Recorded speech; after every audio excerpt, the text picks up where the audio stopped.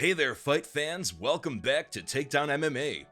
In today's video, Dana White reveals Conor McGregor and Michael Chandler are no longer friends. Francis Ngannou fires back at hypocritical Dana White. Daniel Cormier warns Jon Jones against fighting Stipe Miocic. Shavkat Rakhmonov is not impressed with his UFC 285 performance. But before we dive deeper into today's stories, please subscribe to our channel and hit the little bell icon next to it so you never miss out on all the juicy stories we have in store for you. We'll kick things off with the biggest star in mixed martial arts, Conor McGregor, who recently got into a heated altercation with Michael Chandler during the production of Ultimate Fighter Season 31. McGregor is coaching the upcoming edition of The Ultimate Fighter opposite Chandler, and the two athletes are expected to lock horns at the end of the season, which will be released between May and August. Since his arrival in the UFC, Chandler has been nothing but respectful towards McGregor for everything he's done for the sport. Last year, Chandler praised McGregor as the biggest icon in combat sports. There's so many different things attached to a Conor fight, and everybody talks about the payday and the red painted night and all that kind of stuff. For me, I just want the biggest stage possible against the biggest competitor that the sport has ever seen. We may never see another talent, another combat sports icon like Conor McGregor. The former Bellator champion had a huge amount of respect for the Irishman for taking the sport to the next level, but Chandler might have had a change of heart after coming face to face with him during the production of The Ultimate Fighter. We don't have any spoilers for obvious reasons, but whatever happened between the two was pretty bad, and Dana White believes it should never have happened. Chandler and Conor were very respectful to each other. And then some things started escalating that you'll see on the show. And yeah, they do not like each other now. A lot of shit went down on Friday. Yeah. Good for the show, though? I don't look at stuff that's good for the show or things like that. Whatever happens, happens. The stuff that just happened shouldn't have happened. And I'm getting old, boys. I'm getting old. I'd have been in there sooner, back in the old days. But yeah, not good. Did it get physical? There was a lot of shit that went down on Friday. McGregor is the greatest showman in mixed martial arts, and one of the top 3 in all of combat sports, to be fair. He is notorious for playing mind games with his opponents to get a psychological edge over them. He broke UFC legend Jose Aldo with his trash talking, and made Khabib Nurmagomedov so angry that he lost his marbles at UFC 229. I want to change his face. Chandler understands the business side of things pretty well, and maybe McGregor's antics won't have an effect on him. But then again, the former champ is a master at manipulating people. Rest assured, Conor McGregor versus Michael Chandler is going to be fireworks, and a bit of bad blood between them will only make things a lot more interesting. Former UFC heavyweight champion Francis Ngannou has exposed Dana White for his hypocrisy after the UFC Supremo said that the Cameroonian would have suffered the same fate as Ciryl Gane had he fought Jon Jones at UFC 285.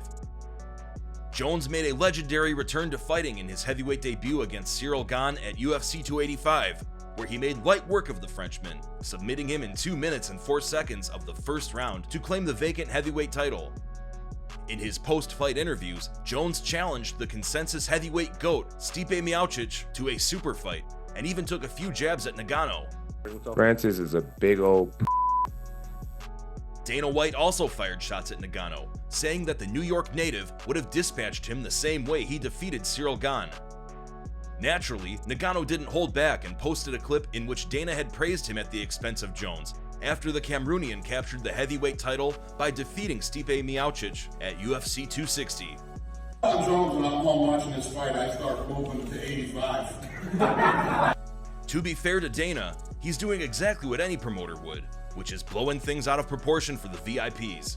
Maybe Jones would have really defeated Ngannou the same way he beat Gane, but with the power that Francis packs behind his punches, the fear of fighting him can break even the best in the business. For now, Ngannou is hoping to explore greener pastures in the world of boxing, while the UFC tries to build the heavyweight champion division around their newly crowned champion.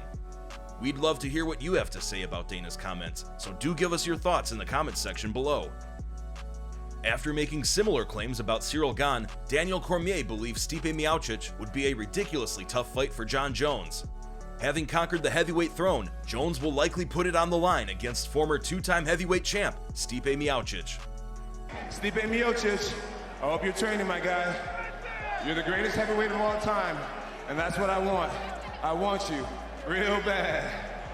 The reason why Jones wants to fight Stipe is because he's the consensus heavyweight GOAT, and adding him in his list of vanquished foes will take Jones's legacy to a level where comparing him to someone else will be an insult to him. But as good as Jones was against Ngannou, Miocic is on a different level when it comes to skill, experience, and championship repertoire. At least that is what Daniel Cormier thinks. This will be a much tougher fight. And honestly, Stan, most thought that it should be Stipe Miocic in the octagon tonight. But Cyril Gane was the one that was chosen to fight.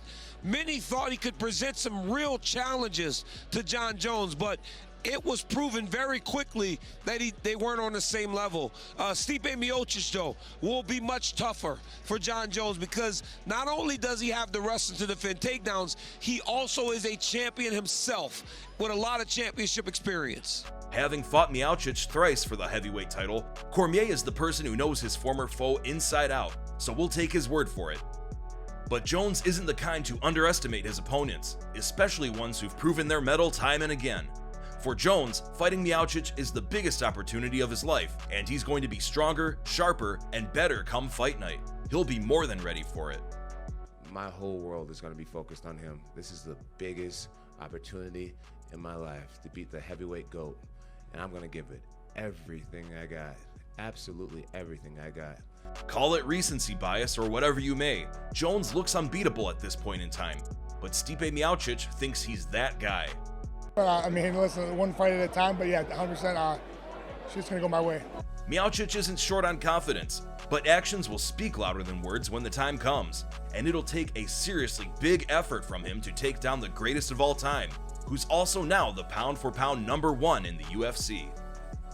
Imagine being one of the most feared prospects and now contenders in the UFC with 17 fights and 17 finishes, and still not being happy with your performance. Shavkat Rakhmonov is a champion in the making, and with his most recent win against Jeff Neal by a terrifying rear naked choke, the Nomad will soon find a permanent home against the greatest fighters of all time if he continues to brutalize one ranked contender after another. At UFC 285, Rakhmonov showed many layers to his game, as he took significant punishment and was badly hurt at one point, but he kept coming forward with bigger and better shots. Ultimately, the Kazakh secured the win with a standing rear naked choke late in the third round, and drew massive praise from the MMA community for the biggest win of his career, but he was pretty self-critical. Here is what Rakhmonov had to say about his performance. "I believe I could perform better. I'm happy that I won, and Neal's a very tough opponent. He was very heavy in clinch, and when I was going for takedowns, I believe I have a better skill set than him." Of course, Shavkat knows his boundaries better than anyone else, and the fact that he believes he can do better is scary. Nonetheless, he really impressed one man in particular, who's probably one of the hardest to please. I think we got a real contender here, and I think that tonight he showed the audience that he understands the basics. He can deal with adversity. He's not weak-minded. That actually is what it represents when you take on an opponent that doesn't make the agreed-upon weight class. A lot of people will cancel the fight and not move forward. He did. He wanted the match. Went out there and dominated. Did it with ones and twos. They're talking about title fight. He's talking about Colby Covington. I'm listening to both. The next time Shavkat enters the cage, he wishes to have former interim champion and two-time welterweight title challenger Colby Covington standing across the octagon. He is ready to embrace the chaos. Whether Covington will agree to fight a rising contender or not remains to be seen, but needless to say, it'd be a cracking fight if it indeed happens. That's it for today. If you enjoyed our video, then please subscribe to our channel and hit the little bell icon next to it so you get notified the next time we upload one. Thanks a ton for watching. We'll see you in the next one.